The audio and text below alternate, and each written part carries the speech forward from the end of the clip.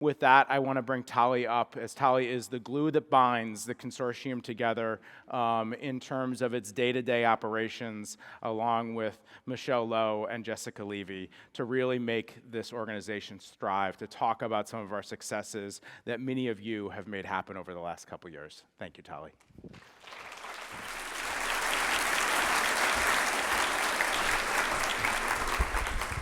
Hi, everyone.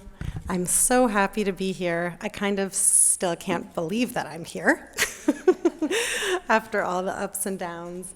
So Tom's this is a testament to how close Tom and I work together, that he just stole my entire intro. So thanks, Tom. That means I can spend more time on our accomplishments. And I think it's also a testament to how close and solid this community has become, that I didn't even know Julie Burwald was going to be at this conference. I picked her book up randomly at my local bookstore, Spineless, a few years ago, ended up talking to her. I also learned to dive in a lot, walking backwards into that sea. That was also the first coral reef I saw that blew my mind. So I'm just so happy to be here. I hope you guys take the next few days. Again, I know they won't be as seamless as we originally planned, but take time to meet people that you wouldn't normally have met. We have people here from Kenya and Indonesia and all over the Caribbean and all over the world. So I'm just so happy that we're all here together. So I'll give a brief version of the intro that I was going to give, which is, I do want you guys to think back to 2017, because at that moment in time, the third global mass bleaching event had just happened, and as Tom said, we had just finished, for the first time, getting our community together in one location in the Caribbean. And we were like, wow, that was great. Now we have to do this for the whole world. And so we really had a mission when we started the CRC to get this community together. And so here we are. And the goal is not just to sit around and drink beers and drink coffee and meet each other and have fun. That's part of it, for sure. But it's for the dire purpose of saving the reefs. Restoration has gone from a tool in the toolbox to an absolutely necessary part of ensuring that reefs are not a woeful loss to climate change, but the thoughtful legacy that everyone in this room has a part in actually leaving behind when we're gone. So I'll just take a minute to pause and kind of say what the philosophy that we have at the CRC is. So this is a geographic scale on the x-axis. This is really just a concept. These are not exact figures, but the idea is, as your coral restoration project grows in size, from sort of a house reef at a hotel to many, many hundreds of thousands of hectares, you accrue these ecosystem services, right? You can get tourists will go anywhere. You bring them to the beach and say there used to be a reef there, and that's a story that they can listen to. You can also do education with very little actual live living reef, right? You can educate people without much. But in order to accrue these more important ecosystem benefits, biodiversity, coastal protection, fisheries, full ecosystem function, you really need to be operating at these larger restoration scales, like tens of thousands, hundreds of thousands of hectares. And we're going to be hearing, after the break, a lot about these larger ecosystem scale restorations. Sarah Fangman already talked about Mission Iconic Reefs. We have some from Saudi Arabia, Australia, Colombia. There's a lot of people working to get these reefs restored at this large scale, and there's a lot of money and innovation and science happening at this large scale. And that is wonderful, and that was really not even happening when we all sat here together in 2018. That was really quite aspirational then. I think RF had just begun their concept feasibility study. So the fact that we can even draw this circle around red and say we're kind of going for it in many locations is a huge change. But in operation, what is happening on the ground throughout the world now is still at this smaller scale. Coral populations, a little bit of coral metapopulations. This is what's actually happening on the ground. And up until this morning, that red box was actually a little bit further over to the left. But I really think even the size of basic coral restoration projects has grown. And we really see the Coral Restoration Consortium as a place where we can bridge the gap and bring the technologies that are being developed for these larger scale restorations to the smaller, and bring the spirit and community involvement to those larger areas. We know that there are lessons that need to be learned and shared from both, and collaboration is one way to do restoration better, faster, smarter. There's a lot of other ways too. There's building economic pathways for commercial restoration. There's actual science and technology, but collaboration is one of the ways that we will get to be doing restoration better, faster, smarter, because that's what we need to do. So who is the CRC? We have a steering committee comprised of multiple organizations, governments, small, large. We also have regional groups in Latin America, led by Sammy Suleiman. Where are you, Sammy? There's Sammy. Yay! See, we're forming community right now. We have an Australian regional group led by Nathan Cook. We have one in the Eastern Tropical Pacific led by Tatiana Villalobos, and we have a new one forming by Sebastian Schmidt-Roach, who is somewhere in the audience. There he is. That group is going to be forming in the coming days, Middle East/Indian Ocean, so definitely find Sebastian if you're interested in joining that. But the meat of our Coral Restoration Consortium are these 7 working groups.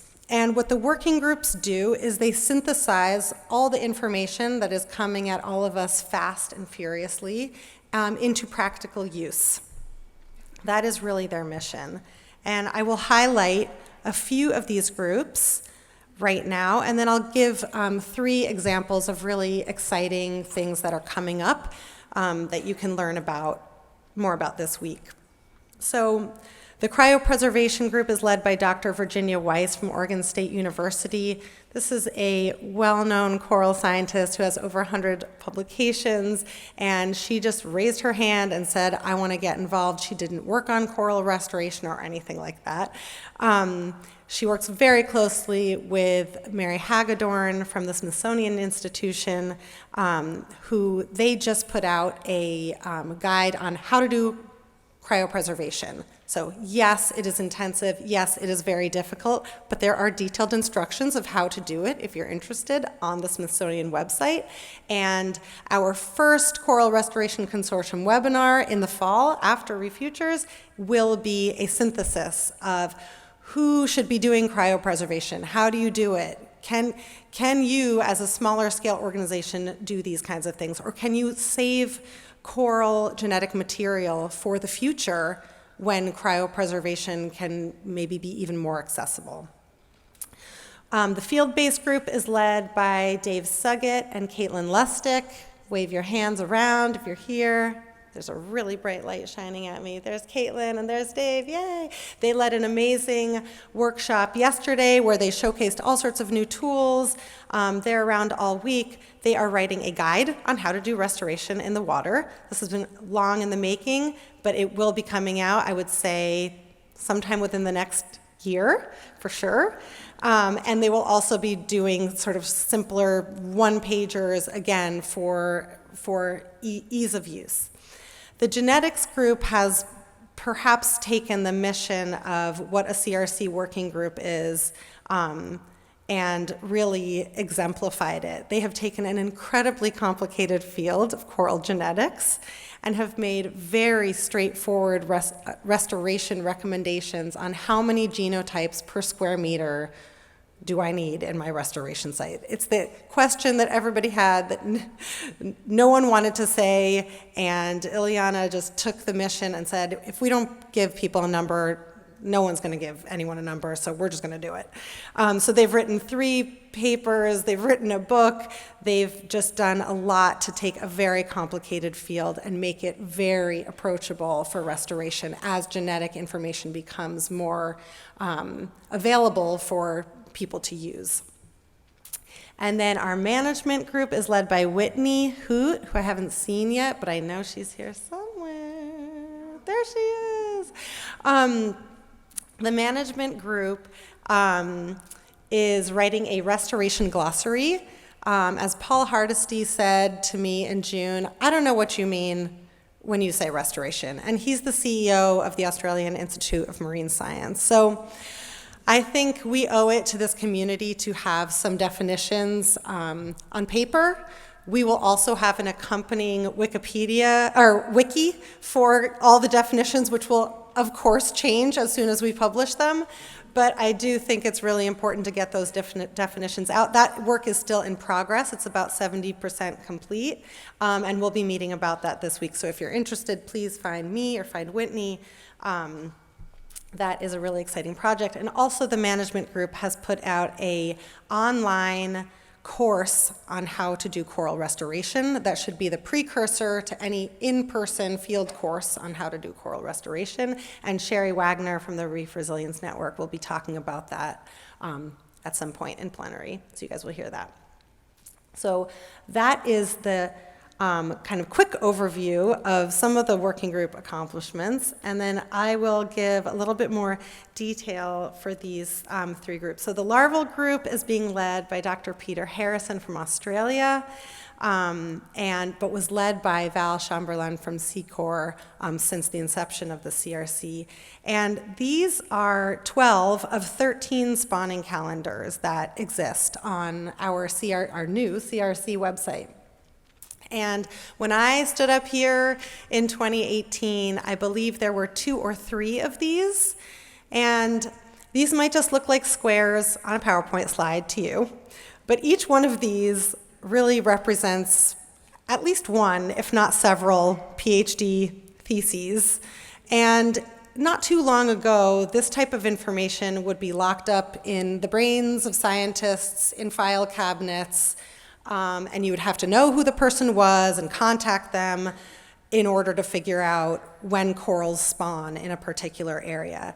Now we have a template created by this working group where people go and they share the information. The important part here is that this information is just out there. It's just on the internet, and that is really the spirit of the Coral Restoration Consortium, that we're not hiding this information anywhere. We want everybody to do spawning. We want everybody to go out there and see when things are spawning, collect the spawn, restore the reefs. This is no longer proprietary information. Of course, this is not all this group has done. They have also a paper and publication about larval propagation priorities. They have amazing webinars on how to collect, spawn, and do larval propagation, and they've created these beautiful fact sheets on several species in the Caribbean, as well as I think in a couple in Southeast Asia, on all the details. Each coral species is just an incredibly complex organism, and they have boiled that down to these one-page fact sheets to encourage people to do research and larval propagation. So that's the larval propagation group's highlight. The monitoring group, which is currently led by Fanor, who you will be hearing from soon. He should be here somewhere. You'll see him, so that's fine. But was led from the inception of the CRC by Shay Veeman, who is back here somewhere. There she is. And this group wrote the guide on how to monitor coral reef restoration projects. Liz Gergen, Allison Molding, Stephanie Schottmeyer, Amelia Mora put in a ton of work into that. And they have taken a really, really, really simple but incredibly difficult mission, which is, where are people doing coral restoration? Everybody wants to know. And getting a database, a geographically based database, has been a mission of the CRC and the monitoring group from the beginning. And that product is being debuted on Friday in a workshop. It's called the Rehabilitation Workshop. It's a collaboration with the Nature Conservancy, Bookings.com, and I'm sure others. And we will have a place for everyone to go and look at where restorations are happening around the world, and whatever data you all put into it is the data that will be there. So this is really kind of the ultimate spirit of collaboration, is if you enter your data in, people will know, and if you don't, they won't. So it's going to be up to all of you to make this database something amazing. They also put together an amazing workshop yesterday on large area imagery and have a great webinar on that as well. So that group is doing a lot. And finally, the Engineering and Innovation Working Group is our newest working group. It's led by Miles McGonigal. Where's Miles? There he is, right there, right in front of me. And Deepak he's the co-chair of that group and has put together this database on new technologies for coral restoration and also existing coral restoration technologies. So this is going to be coming online basically now, this week, I think. It's being made live. And this is going to be a one-stop shop to look around, see what is available, what makes sense for your area, how ready is this technology, who do you talk to about it. We're going to be adding in all the technology that our app has come up with and more. So that's something really exciting to look forward to. So just one last slide before I end. Just want to point out that the Coral Restoration Consortium is a consortium, right there in the name, but we spend a lot of time collaborating really closely with all of these other international coral groups. Some have been around for a very long time, ICRI, ICRS, and some are newer, CORDAP, the Global Fund. We spend a lot of our time making sure we collaborate really closely with other folks. So this is an extended network for sure. And finally, I'd really like to thank NOAA, which is my home. The Office of Science and Technology and Fisheries has given me the latitude to work with all of you and start the CRC, and that's been an amazing experience. But NOAA has really been the sponsor for the Coral Restoration Consortium from the beginning. The Coral Program, the Office of Habitat Conservation, NCOS, and many other branches of NOAA have really supported the CRC from the beginning, and so we all owe a big hand to NOAA for having started this. So I will end with that, and thank you all so much. It's going to be a great week, and I can't wait for what happens next.